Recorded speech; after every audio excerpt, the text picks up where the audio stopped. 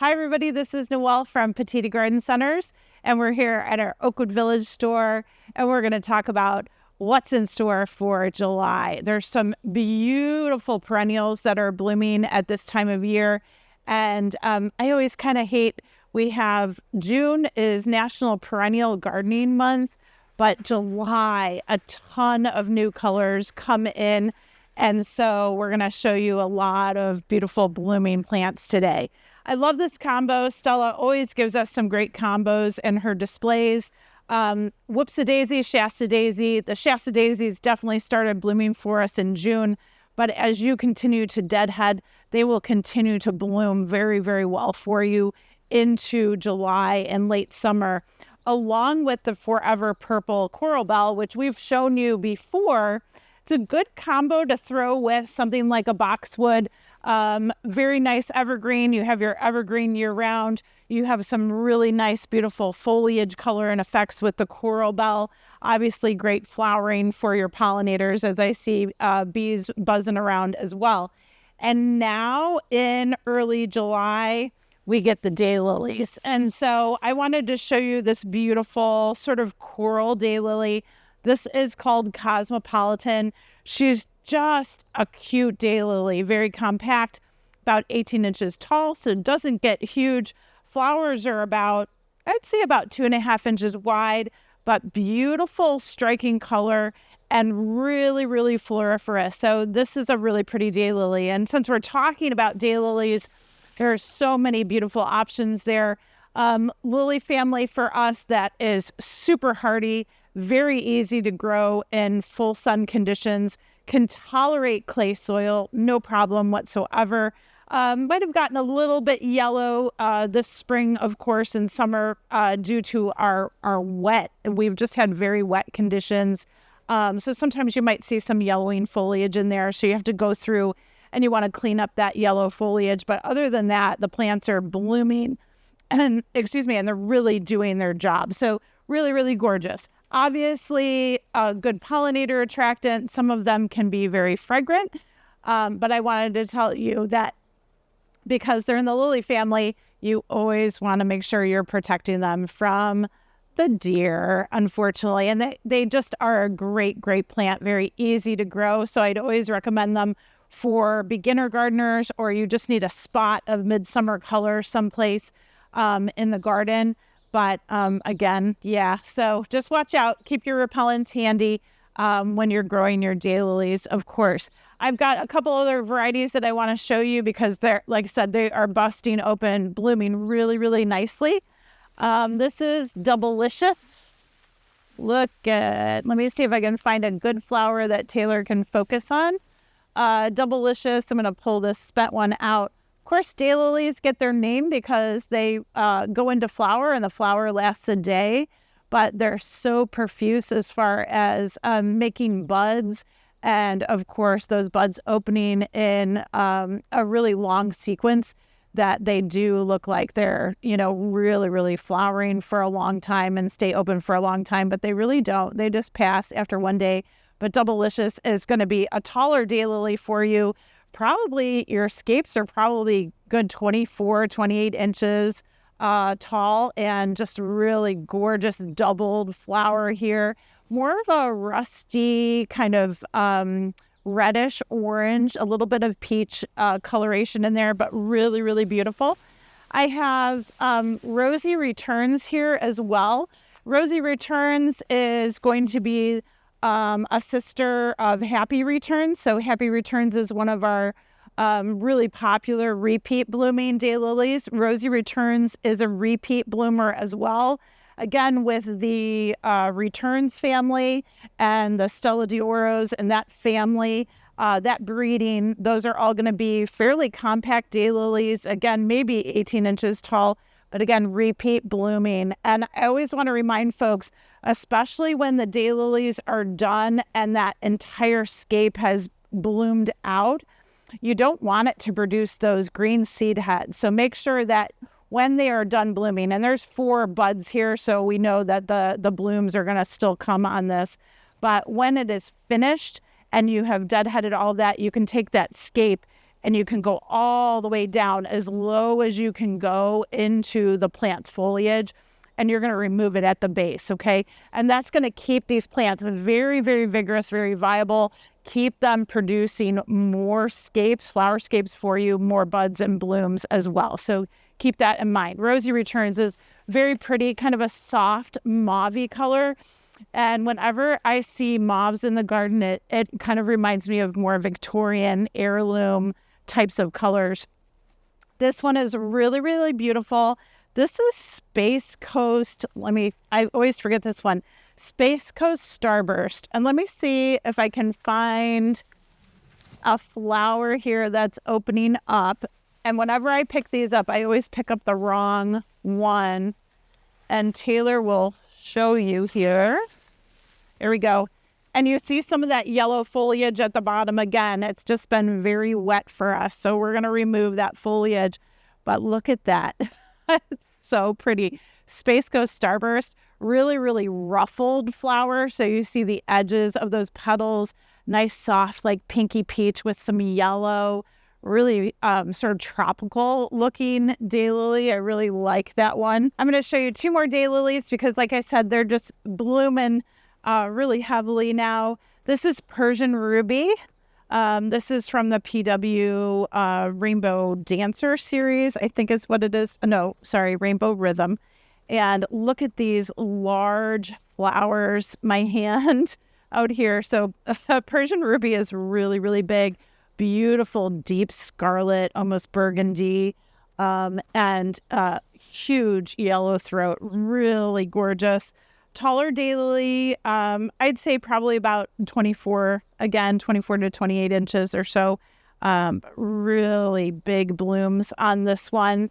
And this purple next to me, and it's not quite purple again, it has a little bit of mauve-ness to it as far as the shade of the color is concerned. This one's called Sherry Harrison. It has a very subtle perfumey smell to it, so that's really pretty as well. Very good performer, very profuse. So you're going to see daylilies, folks. They are just looking absolutely gorgeous at this time of year. Lots of sun today, and we're not going to complain. We've had a lot of rainy days. So this one, look at this. This is Crocosmia. This is the Lucifer variety. Absolutely gorgeous. This is going to be a hardy bulb for you in your garden. Sunny, well-drained spots is really where they like it. But the hummingbirds love it. So do check out the Crocosmia. It's really bursting right now. Agastaki is blooming, all the colors, the blues, the pinks, the yellows. Oh my gosh, it's crazy nuts. And I'm gonna walk over here and check this out. So this is Cinderella Milkweed. Okay. So this is your Asclepias incarnata. Cinderella is a nice deep pink here. We just had some bumbles, but they've kind of moved over. I have some honeybees by the Agastaki right here. I just scared a few away. Sorry, guys. And then Ice Ballet is going to be a white. Okay. And then the common hasn't quite started just yet. We're getting a little bit of budding at the tips, but not quite yet. But we'll show you tuberosa because tuberosa is in full bloom, and I have it on a table just next door. Look at that. So butterfly weed, this is Asclepias tuberosa. Gay butterflies. There's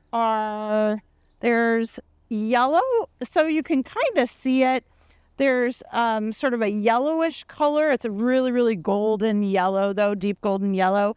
And then there's also an orange. So it's a little bit deeper color, but again, more compact, the most compact out of the butterfly weeds that we offer, or Asclepias that we offer, but really great in the garden. Oh, they love the sun.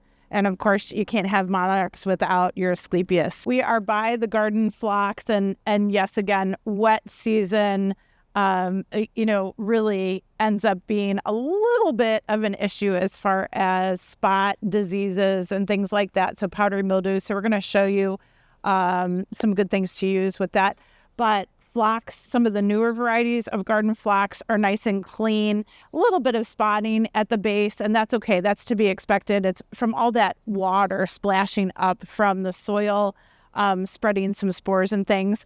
But we've got the Garden Girl series here. So I'm going to get them all wrong because I know this is Glamour Girl. I know the variety here because of that beautiful coral with the pink eye. Really, really gorgeous. She is super clean. I mean, she looks phenomenal right now compared to the season we've had. This one is Cover Girl. I just cheated. I looked at the tag really quick. So the purple, beautiful kind of violet purple, Glamour Girl. And then Party Girl is like a real soft pink with a pink eye. So she's just coming up right now, looking really nice and clean as well. Well, a little bit of spotting here and there. So again, that's okay. It's to be expected. But garden phlox, again, just another summer perennial that looks awesome right now. So we have Stokesia here, or Stokes Aster, beautiful large flowering aster. I know that I've mentioned them many times before. Honeysong Purple, this variety though has the most brilliant jewel toned purple. So if you are a purple fan out there in the garden, you have to get Honeysong Purple. It is so lovely, and you can plant this at the base of your daylilies that we already mentioned. You can plant it at the base of Crocosmia. You can plant it at the base of the garden phlox. It works really nice as kind of a lower mounded plant, and then you have your taller flowering, more upright plant material just behind it or just next to it. It really is a wonderful complementary plant. And of course, that big aster flower is always going to bring in the pollinators for you. Look what's blooming. So this is Goldenrod. This is called Little Lemon or Solidago. And this is in the aster family. We were talking about how asters are really important pollinators. So if you pair them with your Shasta Daisies, another aster, this is Real Glory, beautiful, large, flowering, white, typical Shasta. Or let's say a Black-Eyed Susan, a Rudbeckia. This one's Viette's Little Susie. Great, great companion plants. And again, bringing in more of the asters like the Stokes Aster or your true asters that are just starting to bud up. You're going to get a ton of pollinators. So do look for this. I wanted to do a shade combo for y'all since we've been talking about all of the beautiful things in the sun, and the astilbe are out and blooming and looking beautiful. This is actually Visions in Red astilbe. So I always tell folks, it might say red on the tag. It is a very, very violet. You see a little bit of redness or maybe magenta. We'll go magenta in this flower, but this is a very sturdy type of astilbe, ferny foliage, very, very fuzzy, very deer resistant. With these astilbe especially, they're very hairy. And that's always really, really good. And then pair them with something like an ostrich fern. Ostrich ferns have a very light green color to them, almost chartreuse. So they really do pop off of each other. Your ostrich fern in our area can grow up to 6 foot. I usually see them in landscapes right around the 3 to 4 foot mark. And these are also the ferns that if you've seen fiddleheads in the grocery store at the farmer's market, the ostrich fern produces those edible fiddleheads too. So just so you're aware, but really great shade combo. Again, they've been loving the moisture, no problem whatsoever. So astilbe and ferns, they've been really happy this season. We're over by the vines, folks, and check it out. So this is actually known as a false hydrangea vine. And so if you need a flowering vine for the shade, part shade, hydrangea vines are a great option for you. This is actually called a Flirty Girl. So really pretty, obviously creamy white flowers, more of a lace cap type flower where you have the really large petals on the outside and then the fertile true flowers on the inside of this flower. This is not a small vine, just so you know. So these can get fairly large and woody. We're talking up to about 40 to 50 foot tall in maturity.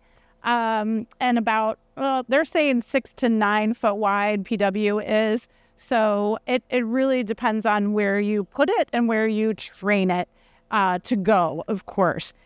With these woody vines, they can start to kind of cling onto surfaces, brick walls. They obviously can wrap around different areas, arbors and things.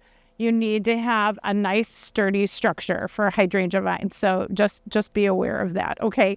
We've got some other vines that you don't need a really sturdy structure for. And I'm going to show you, I'm going to pull this out.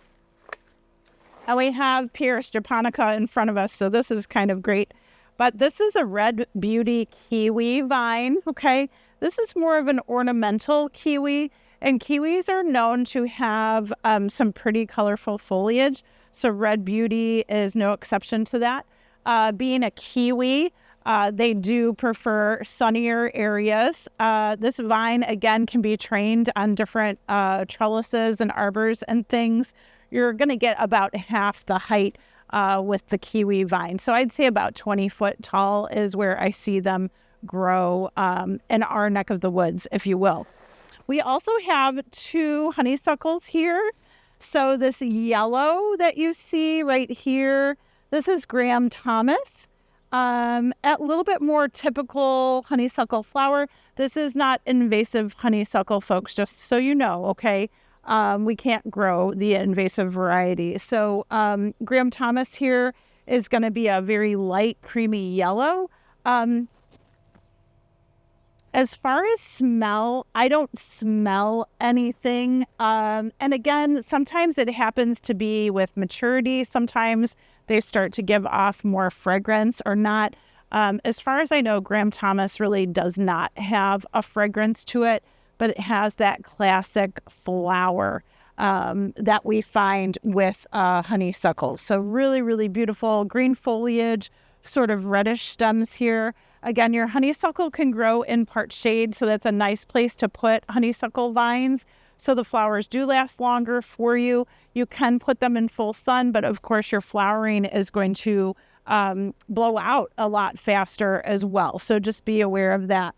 And then right behind, here we go. Here is what we would call a red honeysuckle. This is actually called Major Wheeler. Major Wheeler has more of that thin tubular flower. And again, with your honeysuckle vines, you can't go wrong as far as the hummingbirds are concerned. They absolutely love them, all shapes and sizes.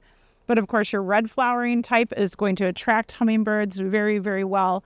And then they have that long tubular trumpet-like throat. That's wonderful for them. So there's lots of nectar to be had in Major Wheeler. Major Wheeler is also not fragrant. I have never been able to get any fragrance from this vine. So do be aware of that.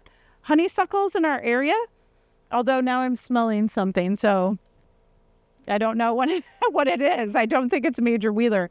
But honeysuckles in our area, they can usually grow 20, 30 foot tall. It really kind of depends on what you give them to grow on. They will twine and fill out the area. And of course, you just keep them pruned to that area where you want them to grow, and they'll fill out and they'll bloom for you. So always good options if you're wanting to cover trellises, arbors, fill in obelisks, all those types of things. I am standing by one of the oldest types of trees you can grow in your garden.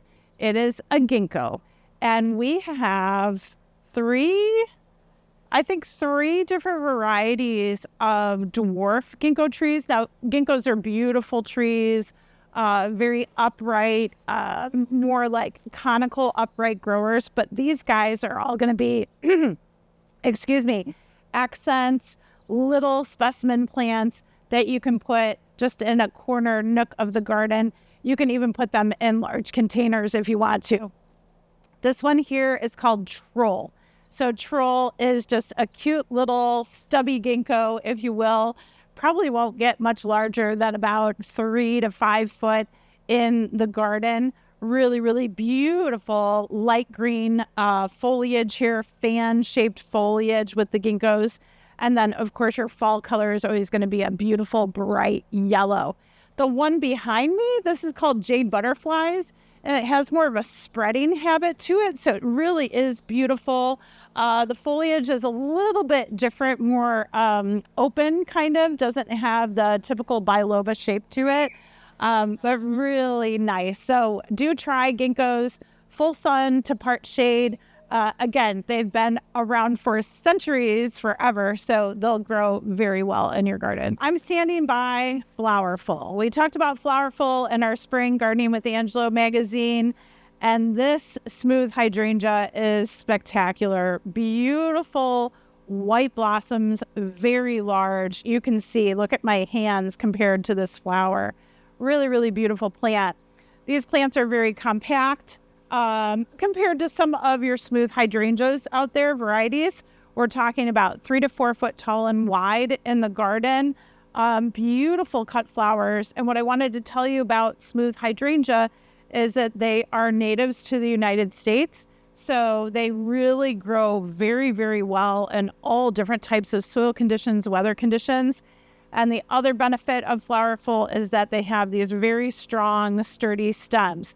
So, in showers, hard thunderstorms, all those types of things, they might get knocked down temporarily, but they should pop right back up for you. And they really are just a beautiful new smooth hydrangea variety that we are growing. And it's gorgeous. And then our background here is just lovely, all different lace leaf varieties of Japanese maples. So that just makes a beautiful sort of ferny, lacy backdrop for this bold, beautiful flower. So always a good combo out there. So I'm buying Endless Summer, and we've told you all, and if you live in Northeast Ohio, you know the types of storms we've been getting and things like that. So I have an Endless Summer. Obviously, the Endless Summer blooms they've gotten pounded a little bit. And so these huge flowers, I mean, they're, again, enormous flowers. They've been pounded down a little bit. And so if you wanted to deadhead these, I'm just going to show you really quick. And we've got other videos that kind of talk about this. But this large flower, and again, it's a repeat blooming macrophylla hydrangea. So you're going to want to do this on your max, is when you want to cut the flower, you count 2 leaf nodes. So 1 leaf node under the flower, and then the second leaf node, and you're going to cut right above that second leaf node. And there's actually a little bit of a bud right here, if you can see it. So I'm just going to cut right above there, and that is going to be our flower that we can use. We can, use it fresh in a small vase, because that's not a very long stem. But if you deadhead your macrophylla hydrangeas like that through the season, take some of the weight off the stems and what have you, or if they're fading, go ahead and remove them. That keeps energy moving back into that plant and keeps them blooming. So just keep that in mind. And now that we're in July, it is hydrangea time. I mean, we've had a little bit blooming in June, but July is always going to be the best time to come and look at all the different types of hydrangeas and really figure out which one you like best and which one's going to fit in what space in the garden. They're absolutely gorgeous. This is a miniature redbud. Okay, so this is in the Gem series. It's called Emerald. And look at this tree. It's just a nice compact tree. Again, your redbuds are going to be native to Ohio. So you're going to get those really beautiful, sort of vibrant, almost neon, purpley violet blooms in the springtime. And then just stunning, beautiful green heart-shaped leaves here. This tree only grows to about 6 to 8 feet tall and wide. So again, it is a miniature, okay? Can grow in full sun to part shade, can grow in larger containers as well. Just very, very cool. So I love this nice, compact, petite form. And then underneath it is a newer hydrangea for us. This is called Weebit Innocent. This is a proven winner type hydrangea. This is a macrophylla type. And it's obviously changing color. And when we first walked past it, Taylor and I thought, oh, it's Skyview, because Skyview has these lovely sort of bubbly pastel blue flowers. And it turns out it's not. It's Weebit Innocent. Weebit Innocent is usually shown as a pink, but we have found at the farm they really did some acidifying of their soil, because a lot of the hydrangeas are coming in the dark blue colors, purple colors. Weebit Innocent, just to remember that with macrophylla hydrangeas, when you're changing flower colors, you can't, if you always have a pastel color, it's only going to change to a pastel color. So we have a pastel blue here. There's a little bit of pink here and there. You just start to see it showing up on some of the newer flowers that are filling out. So you'll find a little bit of pale pink and a little bit of pale blue, and that's going to be your color change with Weebit Innocent. But again, very compact, very tight growing, usually like 2 to 3 foot on this hydrangea, so very pretty. I'm standing really close to a St. John's wort. It's also known as Hyperacum, and you might have seen Hyperacum berries. We grow a lot of different varieties. Some are in perennials, some are in the nursery here. And I'm not going to use my hands because there are so many bees on this Hyperacum. So if you're interested in attracting pollinators, this Hyperacum is phenomenal, and it is loaded right now. And in fact, I can hear the buzzing around it. Beautiful yellow flowers, again, sort of that midsummer plant here. This variety is called Combs variety. And so you're looking at about 3 to 4 foot tall, 3 to 4 foot wide in the landscape, but really beautiful, obviously bright yellow flowers, and just looks gorgeous. It has a little bit thinner leaf than some of the Hypericums, so you get a little bit of a willowy effect in the landscape. So I think that's a really beautiful one. You could underplant with things like spirea. I also have the Let's Dance Can Do hydrangea here.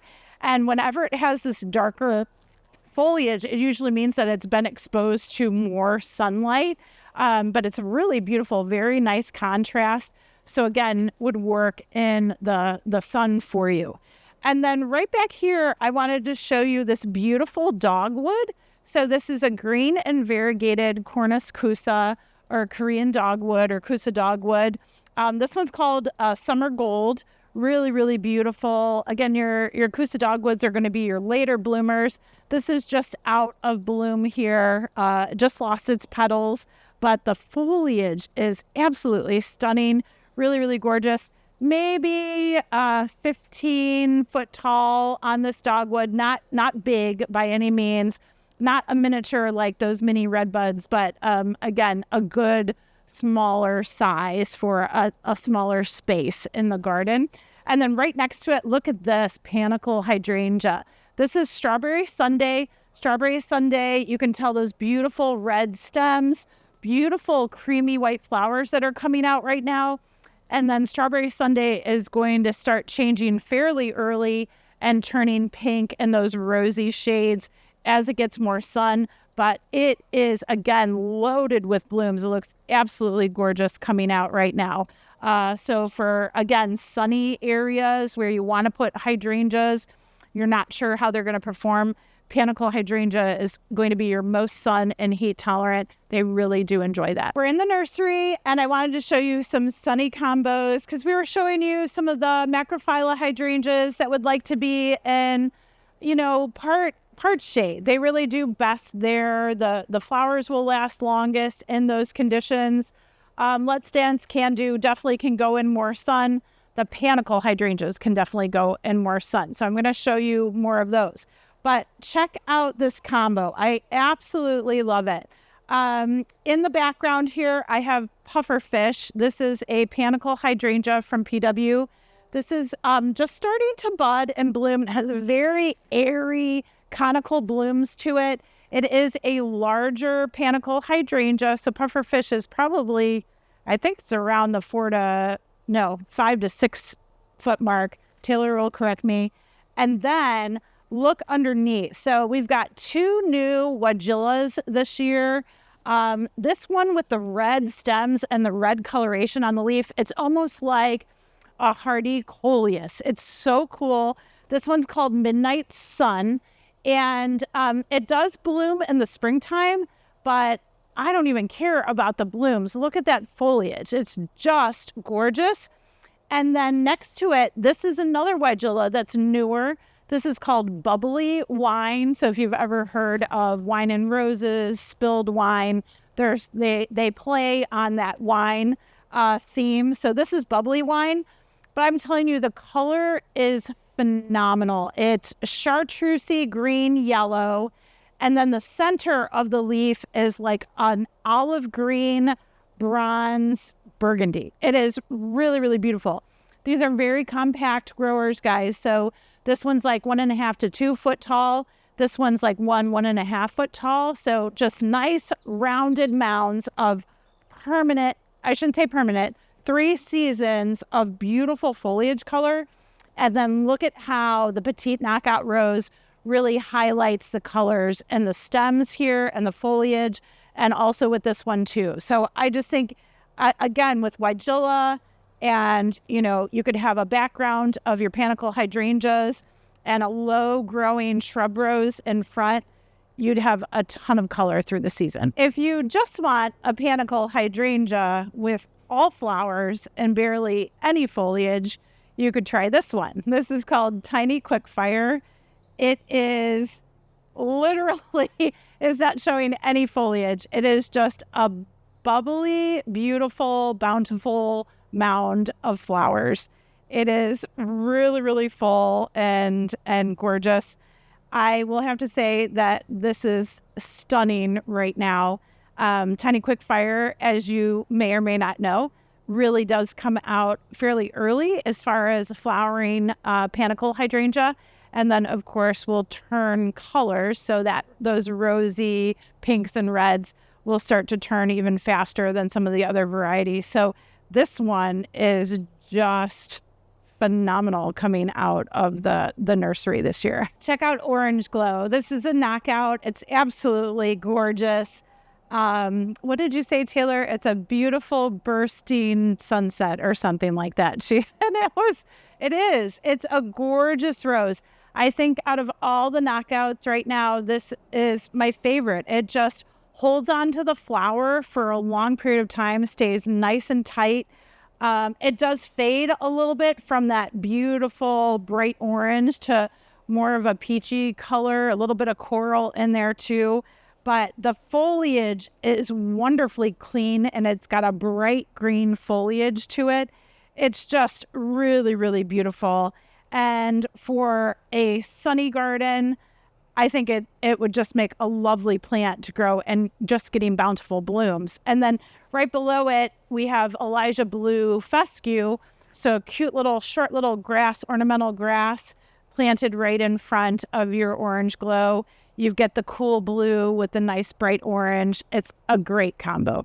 So we're inside the annual house. And look it's time for your patriotic combos. So your red, white, and bluish purple. Your calibrachoa here are mini petunias. Beautiful red. I think it's a diplodenia, actually. A little bit shorter, a little bit more compact. But beautiful patriotic combos are available right now. Lots of summer color, of course, and you're going to see a lot of tropical colors as well, color combinations. Lantana, of course, always a really good heat resistant, summer loving type annual for us. Has fairly good deer resistance, great pollinator plant, along with Angelonia. This is your summer snapdragon. So that's always going to be a great combo. They love the heat. They love all of that. And then there's a little flower in here that I wanted to show you. This is actually San Vitalia. So it's almost like a little black-eyed Susan daisy. In this case, this one's a green-eyed Susan, But look at that plant. And they're really good as far as heat and sun. They really, really love it. And right next door, we love these purple and oranges too. So you have your Dracaena spike in the center, beautiful orange lantana coming out. We have the purple scavola or fan flower, which is always a really good heat tolerant annual. And then there is purple angelonia in here too. So really pretty combos, ready to go, ready to put out on the porch, the patio, the deck, and just enjoy your summer. And just a few more things for your Independence Day. We have the red and white kalanchoes or kalanchos for houseplants. If it's getting a little too hot outside, you of course can bring in some colorful houseplants indoors. We have this new farfugium, and it is a really cool plant. No, there's no problem with the foliage. It's actually called firefly. So you get these beautiful golden dots in the foliage. It's really, really fun. Another plant that I have behind me is the flaming sword bromeliad. So I thought this is really appropriate for 4th of July as well. Beautiful bromeliad with the striped foliage, dark and green. And then, of course, those lovely flames or swords coming out. Again, bromeliad, one of the most colorful tropical houseplants that you can grow indoors. They really only need watering right in the middle of their cistern or cup of leaves. You'll fill it up one time a week, and then at the end of 7 days, you'll pour it back out and fill it up with new water. And that's all you need to do, folks. This is such a great house plant for those of us that maybe are spending a little bit more time in the air conditioning. One last thing that I wanted to tell you about, and we were talking about it with the garden phlox and other plant material outside, we've had a lot of disease issues. We're starting to see things like Japanese beetles in the middle of summer and other things. So I always like to mention neem oil. Neem oil is a really cool natural product that you can use in the garden. You can use it indoors. You can use it outside. And it's actually labeled as a 4-in-1 product. So it takes care of disease. It takes care of insects. It takes care of mites because they're kind of special category of insects, and also can take care of nematodes. So just be aware that this product is available to you. I'll always recommend, especially because it's an oil, that you want to spray it in the evening, no pollinator activity, spray it. And when you go out there and spray, obviously the sun is setting, and that will help reduce any kind of burn that you might see when you're applying an oil product, okay? But really good multi-use. And when you see that bug, you spray that bug with neem oil, you'll take care of that bug as well. Okay, everybody, enjoy your July.